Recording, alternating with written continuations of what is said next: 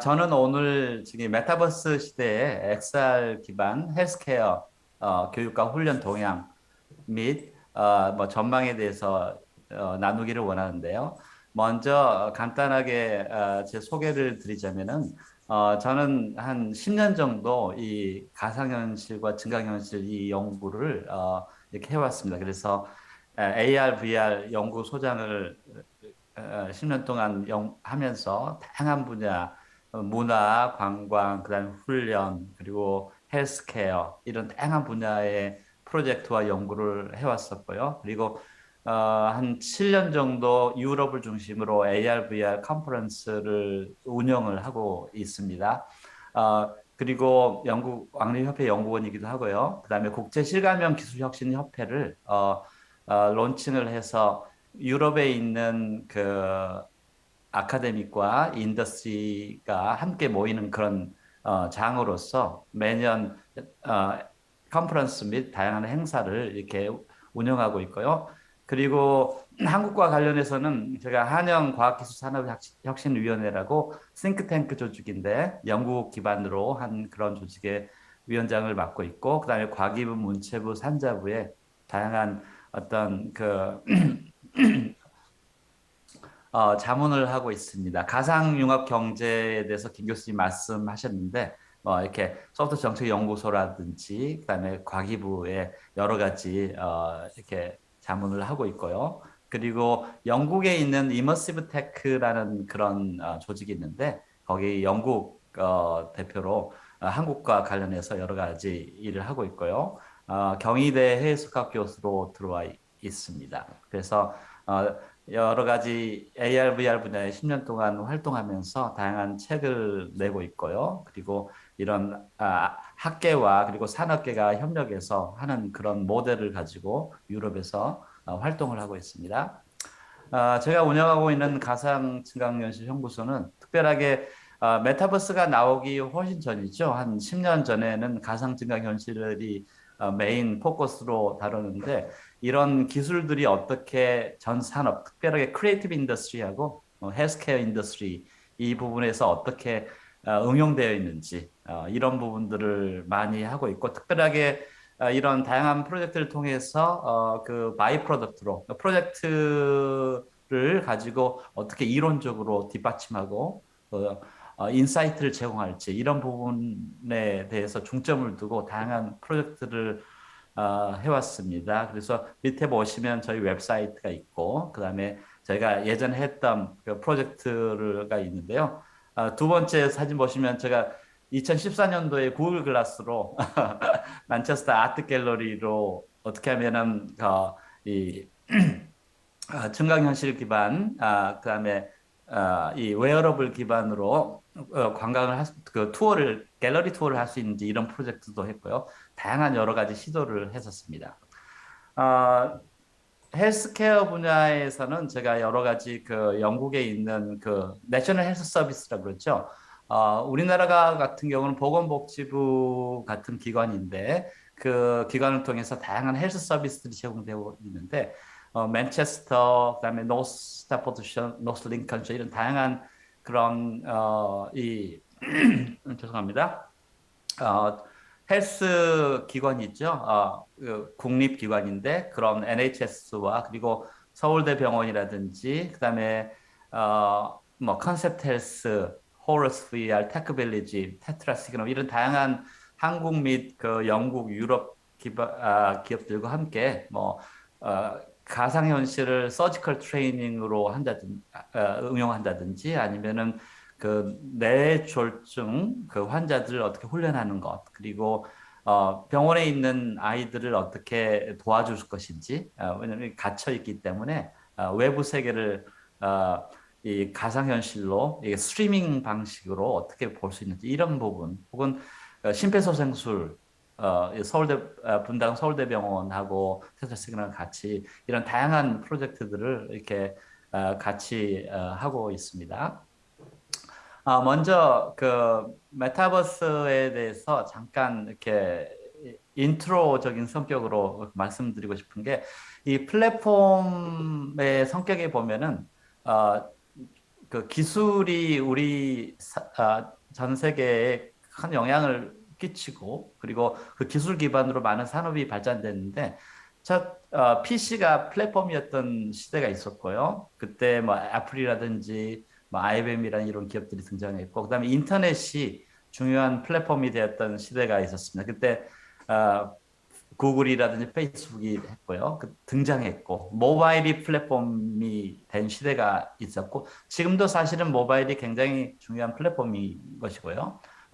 카카오톡이라든지 뭐 라인이라든지 이런 기업들이 성장했고 그 다음에 다음 플랫폼이 무엇이냐라고 얘기했을 때 한 5, 6년 전부터 VR, AR, MR, 가상현실, 증강현실, 혼합현실 이런 게 플랫폼이 되지 않을까라고 많은 데서 예측을 했었고요. 지금은 점점 그렇게 플랫폼이 되어가고 있고 그리고 최근에는 한국을 중심으로 한국, 중국 그리고 그 몇 나라를 중심으로 메타버스라는 것이 플랫폼이 될 가능성에 대해서 굉장히 많이 이렇게 시도를 하고 있고 그중에 가장 앞서고 있는 나라가 아마 한국이지 않을까 싶습니다. 그래서 플랫폼 개념적으로 봤을 때 플랫폼이라는 것은 모든 다수의 사람들이 사용하는 그래서 그것 때문에 여러 가지 비즈니스 기회들이 생기는 것인데 이제 과연 메타버스가 플랫폼이 될 것인지 안 될 것인지 그런 굉장히 어떻게 보면 인트레스팅한 그런 포인트인 것 같아요. 그래서 메타버스 관련해서 여러 가지 그 용어들을 좀 정리를 해보면은, 우리가 사실은 메타버스라는 게 갑자기 생겨난 것이 아니고 우리 김 교수님께서 잘 설명해 주셨는데 기존의 어떤 이런 기술들이 잘 기반이 되어 있어야지 사실은 메타버스가 실현되는 것이라고 할 수 있겠습니다. 그래서 가장 기본이 되는 것은 사실은 증강현실이죠. 실제 공간의 가상의 정보를 겹쳐 보여주는 것. 이 부분은 가장 시장 가능성이 앞으로 크겠죠. 그다음에 가상현실 같은 경우는 이뭐 미러월드라고 할 수 있겠죠. 실제와 비슷하게 만들어진 가상 공간이고 혼합현실은 이런 두 개를 접목한 것이고 그 다음에 우리 과기부하고 범부처별로 어, 관심을 두고 작년에 발표했던 것이 사실은 확장현실이라는 개념을 가지고 혼합현실과 함께 이 가상현실, 증강현실, 혼합현실과 함께 미래 신기술까지 포함하는 거죠. 여기에 특별하게 증강현실, 빅데이터이죠. 데이터 기반하는 그런 인공지능이 가미됐죠. 그 다음에 멀티센서리, 햅틱들이 가미된 그런 것들이 사실은 확장현실이고 어떻게 보면은 기존의 증강현실, 가상현실, 혼합현실은 좀 트라이얼하는 개념이었다면은 확장현실은 좀 더 똑똑해진 거죠. 굉장히 실용적인 그런 사례들이 많이 등장하는 그런 부분이 확장현실이고 그리고 이런 확장현실이 잘 되었을 때 그리고 특별하게 현실에서 이런 확장현실에 구현된 것들이 가상월드로 확장되고 그래서 초연결, 초실감으로 디지털 세계를 확장하는 그런 것이 메타버스라고 할 수 있겠습니다. 그래서 지금 많은 그 메타버스들이 시도되고 있지만은 사실은 기술이 뒷받침되지 않고 그곳에 메타버스 경제를 이루는 중요한 요소들이 갇혀 있지 않으면은 메타버스가 잘 될 수 없거든요. 그래서 예를 들어서 메타버스 공간을 만들어 놓았으나 아무도 사용하지 않는다든지 뭐 별로 유용하지 않다든지 그런 성공적일 수 없거든요. 근데 기술적인 관점에서 봤을 때는 사실은 확장현실이 굉장히 중요한 스태핑 스톤이라고 볼 수 있겠습니다. 그래서 저는 여러 가지 그 기술을 이렇게 해석할 때 AR, VR, MR 과거에 이렇게 만들어보고 시도해고 지금 다양한 것들 있잖아요. 이런 것들은 약간 과거적인 어떤 그런 성격으로 보고 현재는 많은 그 인텔리전트, 그 인공지능이 포함되고 DNA 있죠.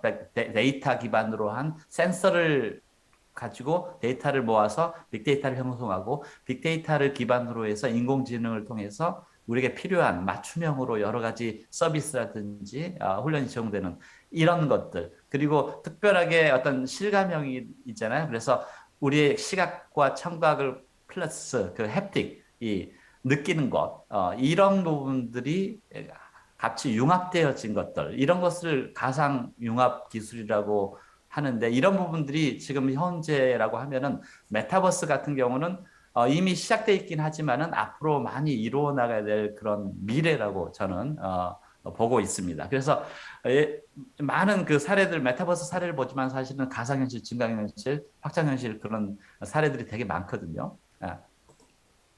그래서 이제 그 메타버스 개념적으로 보면은 증강현실과 미러월드, 가상현실, 라이프 로깅, 가상세계 이 네 가지가 있는데 중요한 포인트는 사실은 우리가 한국에서 바라보는 메타버스는 이 버추얼 월드에 되게 가깝거든요. 어떤 그 사례 자체가 포트나이트라든지 제페토라든지 그리고 이런 사례를 들었기 때문에 우리의 많은 사람들의 시각에서는 이 크게 네 가지 중에 하나는 버추얼 월드에 굉장히 각인이 된 것 같아요. 그리고 메타버스 설명하는 레디 플레이어 원 영화도 사실은 그쪽에 많이 가깝기도 하고. 근데 이 메타버스를 좀 크게 보게 되면은 사실은 이런 증강현실, 미러월드, 라이프 로깅, 가상세계를 통해서 디지털 공간을 무한히 확장하는 것을 의미한다고 볼 수 있겠습니다. 그래서 이것이 메타버스야 아니야 이런 게 아니라 이런 네 가지 영역들이 골고루 하면서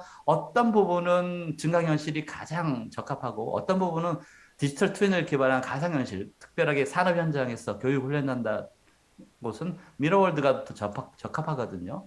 어떤 B2C라는 경우는 가상월드가 버추얼 월드가 맞을 수도 있고 그래서 이런 부분들을 좀 복합적으로 더 큰 개념으로 보면은 좋을 것 같습니다. 그래서 그 아까 김 교수님께서 잠깐 소개했는데 이런 그 복합 범용 기술 XR과 DNA가 합쳐져서 이 현실과 버추얼로 확장되는 그러한 그 것이 메타버스라고 할 수 있겠고 거기에 따라서 그동안 이제 기술 기반으로 과기부 같은 경우는 기술 기반, 문체부는 컨텐츠 기반으로 했는데 기존에 해왔던 것으로 이렇게 할 수 없는 메타버스 개념이 너무 커졌기 때문에 기존에 해왔던 것 이상으로 고민해야 되는 시대가 왔다고 볼 수 있겠습니다. 그런데 제가 이제 한국에서 왜 이렇게 메타버스가 이렇게 화두가 될까라는 그런 생각을 해보면 특별하게 그 이 소셜 커뮤니티에서 나온 잠재성이 있거든요. 그래서 소셜 커뮤니티가 없는 메타버스는 사실은 굉장히 성공하기 힘든 것이라고 저는 판단합니다. 그래서 이미 어, BTS처럼 그 아미 강력한 그 소셜 커뮤니티가 있는 그런 곳에서 시작하는 메타버스는 성공할 수밖에 없어요. 기술적으로 떨어질지라도 성공할 수밖에 없거든요.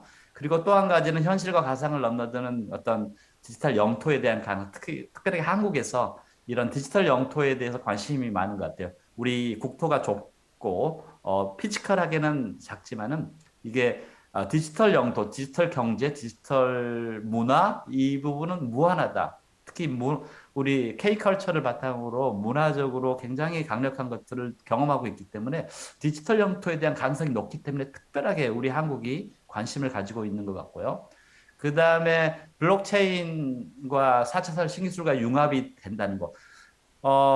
기존의 가상현실, 증강현실, 그리고 확장현실과 메타버스의 다른 점이 뭘까라고 해보면은, 당연코 거기에 경제라는 개념, 이 크리에이터들이 크리에이터 이코노미라는, 그러니까 창작자 경제를 바탕으로 해서 거기에 참여한 사람들이 재미도 있지만은 거기에서 돈을 벌 수 있다라는 그런 것 때문에 이 시장 확장성, 경제성 때문에 이것을 주목하고 있고 그것을 뒷받침해 주는 가장 중요한 기술 중에 하나가 사실은 블록체인과 가상화폐 자산이 가능한 블록체인 기술이거든요. 그리고 NFT라든지 그래서 이런 것들이 융합되면서 메타버스가 주목을 받고 있고 그다음에 가상 매장, 가상 시장이 성장 가능성 그리고 현실과 가상을 넘나드는 새로운 경제 우리가 디지털 이코노미에서는 우리가 전 세계를 주도할 수 있지 않을까 그런 그리고 먼저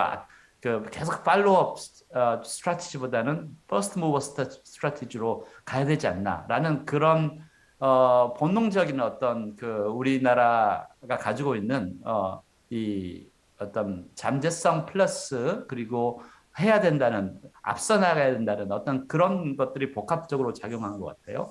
그리고 창작자 경제를 가능한 플랫폼이 만들어지고 주식시장에서 주목하고 이런 부분 때문에 특별하게 메타버스에 한국에서 주목하는 것 같습니다. 미국이나 유럽 같은 경우는 아직 이제 뉴스에서 메타버스라는 기사들이 나오고 있고 점점 주목을 하고 있지만 한국처럼 매일매일 기사가 나오지는 않거든요. 대부분 다루는 게 XR, 가상현실, 증강현실, 그리고 확장현실을 얘기하고 있습니다. 이제 헬스케어에 대해서 잠깐 보실 터인데요.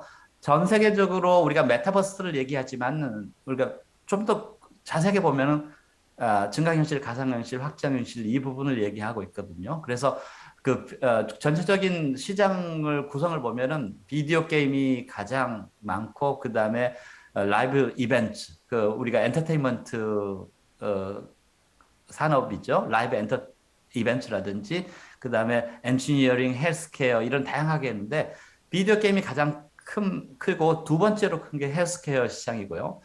특별하게 글로벌 헬스케어 시장을 좀 따로 떼놓고 보면은 이 가장 그 시장 성장률이 높게 나와 있고 그렇게 예측을 하고 있습니다.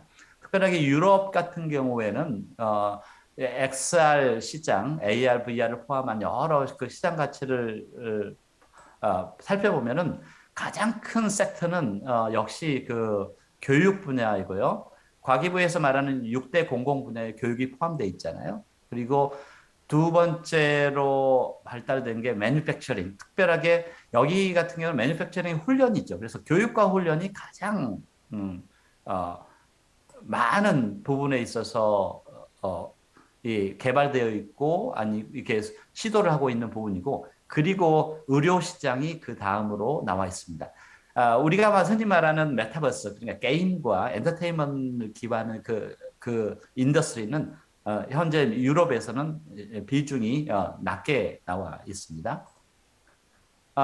그리고 미국에 있는 2020년도에 재미있는 그 사례 그 조사 결과를 보면은 AR, VR, XR의 영향을 가장 많이 받는 산업이 무엇일까라는 이런 퀘션에 한 38% 이상이 헬스케어와 메디컬 디바이스라고 대답을 하고 있습니다. 그 말은 이런 그 메타버스 근간을 이루는 가상 증강, 확장 현실, 그 가상 융합 기술 이런 것들이 헬스케어 물론 훈련 교육이 굉장히 많이 영향을 받겠지만은 헬스케어의 향후에 굉장히 영향을 미치겠다는 그런 시장의 반응이기도 합니다. 그래서 의료 정보의 그 진화를 잠깐 정보 기술 진화를 잠깐 보시면은 1950년, 60년대에는 어떤 메인프레임 컴퓨터를 사용을 해서 처음으로 어떤 비즈니스 영역에 도입이 되었고 의료 분야의 영향은 상대적으로 제한되어 있던 그런 시대였는데 70년대하고 2000년부터는 헬스 IT라고 해서 어떤 의료 정보학도 출연하게 됐고 그리고 의료 정보로 인해서 여러 가지 문제가 발생하는데 이런 부분을 해결하고 그다음에 컴퓨터 보급이 확대되고 그래서 병원들이 이 헬스 IT 시스템을 구축하기 시작해서 어떤 다양한 그런 그 의료 관련 그런 시스템이라든지 이런 거 서포트하기 위해서 소프트를 개발하는 이런 부분들이 중점되어 있고 2000년부터 2020년도에는 e헬스 그러니까 이 ES가 만성 질환 이완율이 증가되고 개인 컴퓨터 보급과 인터넷 통한 정보 접근으로 소비 문화가 출현되고 전자상거래가 나오고 전자 의무 기록이 확산되다든지 이런 e-헬스가 굉장히 발달돼 있었다면은 2020년대 이후에는 그 디지털 헬스라는 개념이 확장되면서 특별하게 헬스 같은 경우는 트리트, 그 메디컬 굉장히 하드한 부분과 그다음에 소프트한 그 웰니스, 그 예방 이런 부분이 있는데 웰니스, 그다음 웰빙이라든지 이런 것이 굉장히 중요하게 여겨져서 그 의사 중심에서 기존의 의사 중심이었다면 환자 중심으로 어떤 그런 케어로 전환됐고 특별하게 인공지능 뭐 로봇이라든지 뭐 가상현실 다양한 4차 산업에 사용한 다양한 기술들이 등장하고 의료에 적용되는 그런 시대가 되었다고 하면은 이제는 이제 그 디지털 헬스에서 메타버스 헬스케어로 어떻게 보면은 어, 진행되는 어떤 초창기라고 보지 인 것 같습니다. 그래서 디지털 헬스가 확장되어서 현실뿐만 아니라 가상 세계에서도 의료 서비스를 받을 수 있는 이렇게 되면 원격 진료가 가능해야 되겠죠. 우리나라는 현재 그게 좀 법제적으로 이렇게 허용되지 않고 있지만은 그래서 다양한 새로운 기술이 융합되어서 좀 더 똑똑한 그리고 가상 인공지능을 포함한 환자 데이터를 이용해서 맞춤형 그 서비스가 제공되는데 이 부분들이 실제뿐만 아니라 가상에서도 가능한 그런 헬스케어 섹터로 발전할 가능성이 있다고 볼 수 있겠습니다. 그래서 디지털 헬스 산업의 어떤 성장 및 전망을 보면은 프로스트 앤 설리반에서 2019년도에 147억 달러로 예상을 해서 2023년에는 220억 달러로 예측을 하고 있고요. 11% 성장률을 예상하고 있고요. 그다음에 뭐 스타티스카는 뭐 2025년도에는 540억 달러 예측하고 있고 기아 같은 경우는 코비드 영향을 반영을 해서 좀 낮춰지긴 하지만은 그래도 약 18.8% 성장률로 예상하고 있습니다. 대부분 보시면 알겠지만은 여러 가지 그 변화와 환경에도 불구하고 이 디지털 헬스 산업은 굉장히 성장할 것으로 예측하고 있습니다. 그리고 디지털 헬스 산업의 그 글로벌 마켓을 보게 되면은 2030년에는 한 21.8%로 성장할 것 같고 북아메리카 시장이 가장 크고 그리고 100대 헬스 기업 중에서 거의 한 60%를 차지하죠. 미국하고 영국이 이 디지털 헬스 기업에 리딩하고 있는 그런 형태입니다. 한국은 그에 반해서는 굉장히 어떻게 보면은 글로벌 시장에서 역할이 아직은 조금 미미하다고 볼 수 있고 그리고 앞으로 한 10년 뒤에는 이런 글로벌 헬스 시장이 아시아 퍼시픽 그러니까 아메리카하고 그다음에 아시아 이제 한국도 그 안에 들어오겠죠. 이런 부분을 이동할 것으로 예상되어 있기 때문에 사실은 한국도 이런 디지털 헬스 산업에 좀 주목을 하고 그래야 되지 않을까 생각이 됩니다. 그리고 특별하게 디지털 헬스케어로 어떤 전환하는 그런 현상이 최근 한 4, 5년간에 많이 일어났는데 특별하게 뭐 진단이라든지 치료 결과에 대해서 가상 기술 융합이 되어서 소비자 중심, 소비자 가치 중심으로 변화돼서 이 어, 헬스 산업, 헬스 행정, 뭐 관리 및 뭐 서비스 이런 다양한 부분에 있어서 디지털 테크놀로지를 사용한 디지털 비즈니스가 접목되어서 디지털 헬스케어로 전환하는 이런 다양한 현상들이 일어나고 있고 기존의 헬스케어의 디지털 비즈니스가 적용되긴 했으나 최근에 이런 부분들이 많이 적용되어서 굉장히 주목을 받고 있는 그런 상태이고 이 부분이 이제 메타버스 헬스케어로 이동되지 않을까 향후에 그런 예상이 됩니다. 특별하게 이제 그 AR, VR, XR이 헬스하고 메디슨에 다양하게 지금 현재 전 세계적으로 응용이 되고 있는데요. 이 재활 분야 그리고 페인 매니지먼트 그 특별하게 암 환자가 예를 들어서 치료를 받을 때 가상현실로 그 페인을 줄인다든지 어린아이들이 그 두려워하는 것을 이 가상현실의 어떤 재미난 엔터테인먼트 컨텐츠를 가지고 그 염려를 줄여든다든지 이런 형태 그리고 서지컬 트레이닝 이게 의료 시술 훈련 그리고 멘탈 일니스 그다음에 사이콜로지컬 디소더 어떤 정신적인 질환 그다음에 뭐 해부학이라든지 뭐 여러 다양한 부분에 응용이 되고 있고요. 이 부분들이 이제 의료진에게는 좀 어떻게 보면은 우리 한국도 마찬가지지만 영국 같은 경우는 NHS에서 어떻게 하면 비용을 줄일 수 있을까? 그리고 이 트레이닝 자체가 너무 복잡하기 때문에 사실은 시간과 비용이 많이 드는데 어떻게 하면은 가장 효과적이면서 그리고 비용이 줄이면서 의료진들을 훈련할 수 있을까? 그리고 안전하고 그리고 안전한 방법으로 환자들을 대할 수 있을까? 실질적으로 코로나 상태에서 대면으로 하는 것이 막혔기 때문에 이런 가상현실이나 확장현실을 통한 이런 것들이 굉장히 좀 주목을 받게 되었습니다. 환자 같은 경우는 이렇게 원격 진료가 가능하기 때문에 직접 의사를 보지 않고도 할 수 있는 그런 점. 그래서 좀 더 효과적이고 그리고 훈련들 자체가 굉장히 이머시브한 것들 그리고 어, 가장 의료 시스템에서 힘든 부분이 환자들이 인게이지가 안 되는 거죠. 참여도가 낮다는 거, 그리고 제대로 훈련이 안 된다는 것, 그리고 어떤 치료를 받는데 한정적이라는 거, 이런 부분들을 해결해 줄 수 있는 그런 요소들이 있고요. 그리고 환자 자신이 그런 것을 모니터할 수 있는 부분, 그리고 데이터들을 트래킹을 해서 자기가 점검할 수 있는 이런 다양한 어떤 장점이 있겠다고 볼 수 있겠습니다. 사례를 좀 보실 터인데요. 한국에서 가장 대표적인 사례가 분당 서울대병원의 어떤 폐암 수술 교육인데요. 어, 그 아탭에서도 이제 발표를 했었는데 이 수술 자체를 이 수술을 하면서 동시에 이 부분을 다른 나라에 있는 어떤 그 수술하는 사람들에게 교육을 시키는 어떤 그런 걸로 도입이 됐고 싱가포르나 이 사례가 싱가포르와 같이 이렇게 했고 그다음에 맨체스터 대학병원하고도 같이 이런 수술을 공유하고 훈련하는 그런 사례가 있습니다. 분당 서울대병원과 싱가포르 그다음에 맨체스터 병원 제가 관여를 하고 있는데요.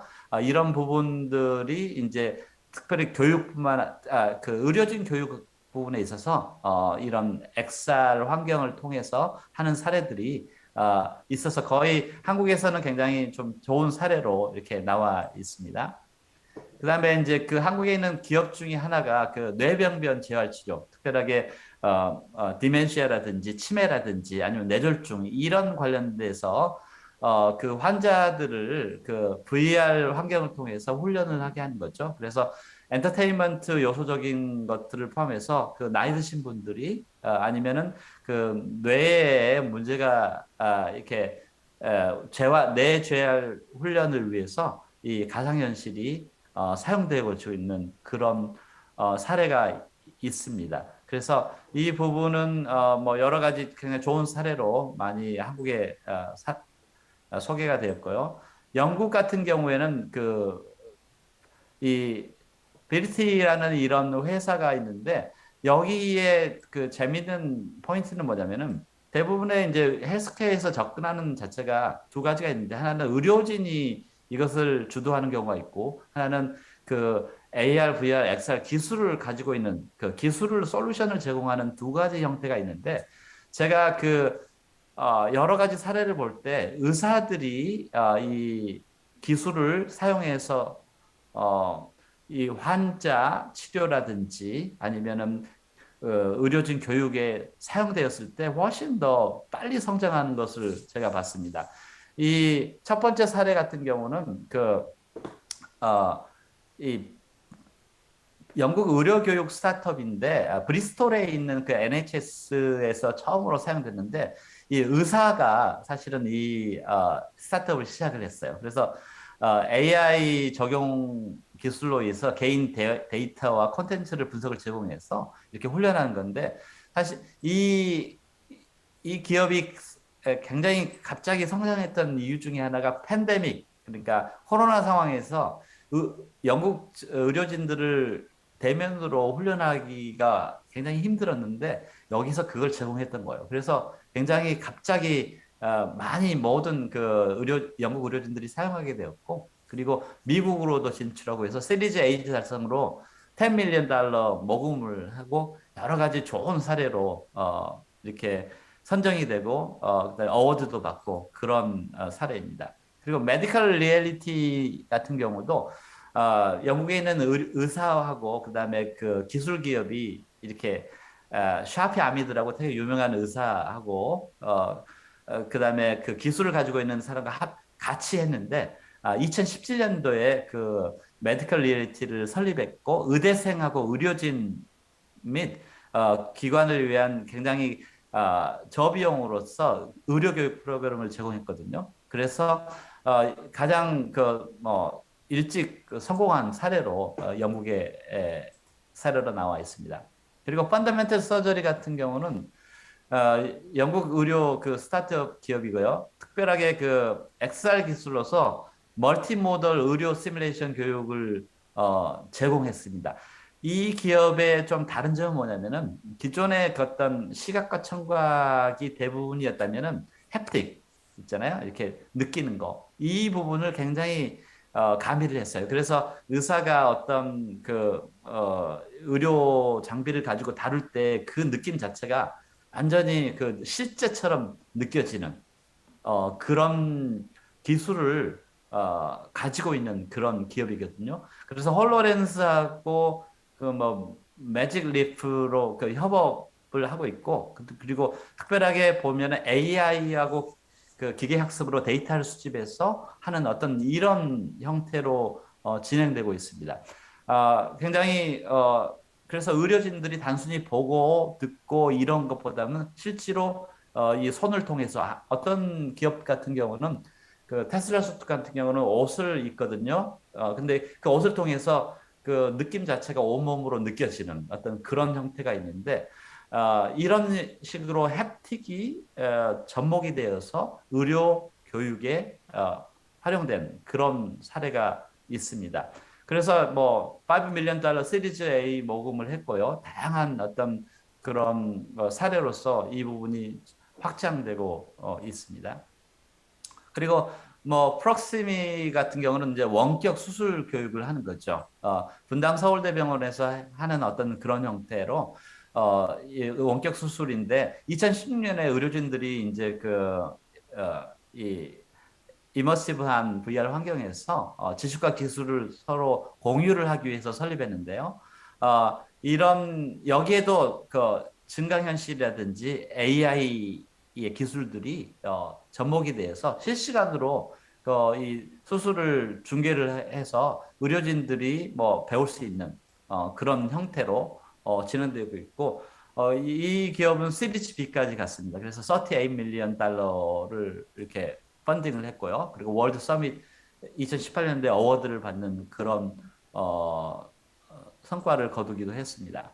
그리고 프랑스 같은 경우에도 이제 원격 의료가 진행되고 있고 트라이얼이 되고 있습니다. 마이크로소프트 홀로렌스를 이용을 해서 그 환자 데이터를 접속을 해서 그다음에 환자하고 나누고 혹은 이런 여러 가지 이 원격으로서 진단을 한다든지 응급조치를 한다든지 이런 형태로 프랑스에서도 이렇게 사례가 있고요. 그 외에도 뭐 독일이라든지 뭐 네덜란드 다양한 어떤 나라에서 이런 AR, VR, XR을 통해서 이렇게 여러 가지 진행이 되고 있습니다. 그다음에 제가 특별하게 관련하고 있는 그 컨셉트 헬스라는 그 같이 프로젝트를 하고 있는 이 기관은 폐 재활 훈련인데요. 폐는 사실은 특히 나이 드신 분들이 숨을 못 쉬는 거잖아요. 코로나 상황에서 많은 사람들이 거의 호흡 관련이거든요. 폐가 상하기 때문에. 그래서 2017년도에 의사가 이것도 직접 설립한 건데요. 그래서 제가 영국에 있는 그 기업들을 보면은 의사들이 주도적으로 설립하기 때문에 의료에서 필요한 그 기술들을 무엇인지 알고 필요 없는 보통 그 의료 쪽에 보면 기술 개발에 굉장히 많은 노력을 기울이고 돈이 많이 들어가는데 여기 같은 경우는 꼭 의료에 필요한 기술만 모았다가 하고 그다음에 바로 의료 시스템에 적용하고 들어갈 수 있기 때문에 굉장히 어떤 사례들이 한국에 비해서 많이 나오지 않나라는 그런 생각을 해봅니다. 그래서 이 부분 같은 경우는 보시면 나이 드신 그 할머니가 보통 숨 쉬는데 어려움이 있기 때문에 보통 집에 앉아서 이렇게 훈련을 하지만은 기존의 NH에서 제공하는 그런 훈련들 뭐 이렇게 웹사이트라든지 아니면 비디오를 보고 하는 그런 훈련에 잘 참여하지도 않고 그리고 이렇게 성과도 높지도 않습니다. 근데 이제 8주 동안 집에서 이 VR 기기를 제공해주고 언제든지 쉽게 훈련을 통해서 재활을 하게끔 하는 그런 거고 특히 이거 같은 경우는 단순하게 임상 실험이 아니라 NHS에서 한 15억 정도 이게 서비스를 직접 구매를 해서 실질적으로 환자들이 현재 사용하고 있는 그런 VR을 활용한 폐쇄라는 훈련 서비스입니다. 제가 그 작년에 이제 초창기에 있던 그런 환자 데이터를 가지고 메디컬 저널에 논문을 냈던 건데 특별하게 그 환자들이 의료에서는 사실은 훈련이라든지 많이 하는 게 중요한 게 아니고 제대로 하는 게 중요하거든요. 치료를 많이 훈련해서 나쁘게 이렇게 하는 것보다도 제대로 훈련을 받아서 치료되는 게 중요한데 그런 컴플라이언스에 되게 도움이 됐고 그다음에 여러 가지 심리적으로도 웰빙에도 도움이 되고 다양한 그 지표에서 굉장히 효과가 있는 걸로 나와 있어서 이게 발표를 한 적이 있고요. 지금 현재는 그 노스 링컨셔라는 그 영국 그 지역과 스타포드셔 이 두 지역에서 현재 한 1,000명 정도가 환자들이 제공되고 있고 9월 말까지는 한 250명 정도의 환자가 이 서비스를 마쳤습니다. 그래서 사실은 임상 실험에서 250명, 뭐한 500명, 1000명 이렇게 실질적으로 의료 시스템에 제공되어지는 이런 서비스는 사실은 전 세계적으로 쉽지 않고 한국에서도 쉽지 않거든요. 왜냐하면 시간도 많이 걸리고 돈도 많이 비용도 많이 드는데 여기는 직접 현재 영국 의료 시스템에서 사용되어 있고 지금 한 250명, 300명 환자 데이터들을 저희가 수집을 해서 여러 가지 분석을 하고 있습니다. 그래서 저희 대학과 노스 링컨셔, 스타포드셔, NHS하고 컨셉트 헬스 이 같이 지금 협업을 해서 여러 가지 분석과 연구를 하고 있습니다. 향후 주요 결과를 보면 제가 말씀드렸던 것처럼 이 두 개 지역에서 1,000명에게 제공되었고 9월 말로 한 250명의 환자가 재활을 마쳤어요. 그래서 앞으로 올해 연말까지 계속 한 500명 정도, 600명 정도 재활훈련을 마칠 걸로 예상되고 있고요. 환자들의 육체적 및 정신 건강이 향상된 걸로 나와 있고, 그다음 재활 규정 준수율, 그 컴플라이언스 레이트죠. 이런 부분도 기존 그 NHS 그 훈련에 비해서 높은 걸로 나오고 있고요. 특별하게 코로나 상황에서 사망자 수하고 입원율이 굉장히 감소된 걸로 나와 있습니다. 그리고 유일하게 코로나 상황에서 유일하게 그 영국 내에서 제공된 VR 기반 원격 진료 서비스이기도 하고요. 그리고 영국 최초로 NHS가 실시한 좀 규모가 큰 거죠. 대부분 뭐 임상 실험하면 20명, 30명, 50명 이렇게 하는데 여기는 직접 이제 의료 시스템에서 환자들이 사용하는 어떤 그런 시스템으로서 가장 규모가 크게 원격 진료 서비스가 진행 중이고요. 그리고 현재는 장기 코로나 환자에게 적합한지 지금 평가하고 이벨리에이션 하고 있고 그 NHS가 지금 함께 평가를 하고 있고요. 그리고 지금 개인적으로는 저희 팀이 의료진과 환자 그 가족 NHS 어떤 의사결정들 피드백을 받아서 결과를 분석해서 과연 이것이 기존의 의료 서비스를 대체할 수 있는지, 원격 진료 서비스가 가능한지, 얼마나 비용 측면이라든지 실제적인 측면에서 어떻게 되는지 이런 부분들을 하고 있고 미국 시장으로 진출을 예정하고 있습니다. 특별하게 이제 인공지능이 가미돼서 좀 더 다양한 맞춤형 그 환자 재활 서비스를 현재 제공하고 있고요.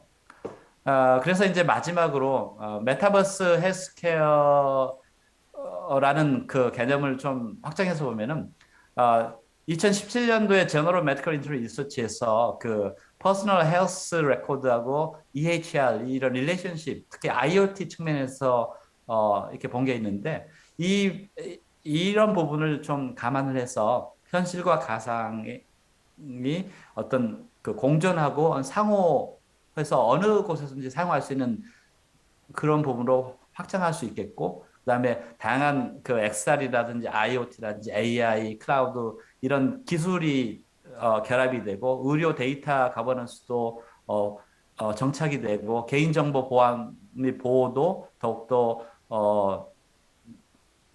중점을 두고 제도 개선을 해나가는 이런 형태로 해서 어떤 소비자 정치나 경제, 디지털 기술, 의료 예방, 진단, 치료 이런 다양한 부분들이 접목돼서 메타버스 헬스케어라는 어떤 그런 큰 그림으로 향후에 나아갈 수 있는 그런 기반이 되지 않을까 그런 생각을 해봅니다. 특별하게 이제 디지털 헬스에서 이제 메타버스 헬스로 향후에 많이 될 그런 상황이고, 그다음에 전 세계에 있는 많은 기업들이 그다음에 의료진들이 이 부분들을 시도를 할 거이고요. 그리고 메타버스 공간에서 많은 트레이닝이 아마 일어날 것으로 예상되고 있습니다. 그리고 가상과 현실 세계에서 이게 구분 없이 언제 어디서나 의료 서비스가 가능할 것이고, 그리고 메타버스 공간 안에서 병원이 생긴다든지 아니면 의사하고 만나서 원격 진료로 진단을 받는다든지, 그러니까 클라우드 기반으로 하는 이런 부분들이 이제 앞으로 될 가능성이 있고, 이미 미국이나 유럽에서 이미 서비스가 진행되고 있는데 이런 메타버스 공간으로 들어와서 더 확장될 가능성도 있겠고요. 그리고 신기술의 융합과 디지털 의료기기 플랫폼을 활용을 해서 원격 진료가 더욱더 활성화되지 않을까 생각됩니다. 특별하게 이제 이 많은 의료 혜택을 받지 못하는 그런 국가도 있고 개인도 있는데, 이런 메타버스라는 어떤 플랫폼을 통해서 전 세계에 있는 의사들과 환자들을 기존 뭐 의료 시스템이 있지만은 엑스트라로 가상 공간에서 이런 헬스 서비스 혜택을 받을 수 있는 가능성도 충분히 열려 있다고 볼 수 있겠고요. 또 그런 측면 가운데 인공지능이나 디지털 휴먼을 활용을 해서 맞춤형 치료에 대한 가능성도 열려 있고, 게이미피케이션을 활용해서 의료진과 환자를 연결하는 어떤 그런 다양한 형태들의 의료 사례들이 메타버스 공간 안에서 이루어지지 않을까 그런 예상을 해봅니다.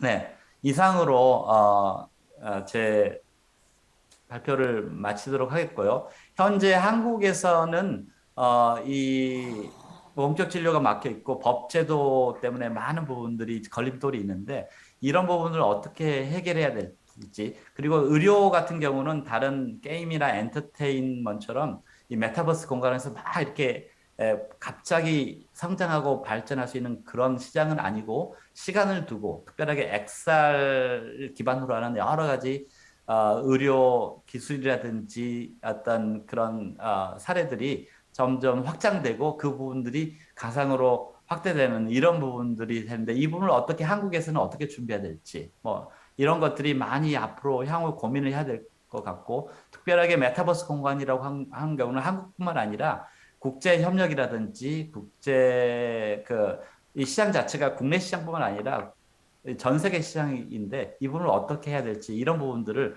앞으로 향후 의료 섹터에 있는 분들, 그리고 이 메타버스 공간 안에서 의료를 메디컬이나 헬스케어를 고민하시는 분들이라면은 이런 부분들을 좀 고민해야 되지 않을까 이런 생각이 듭니다. 네, 이상으로 발표를 마치도록 하겠습니다.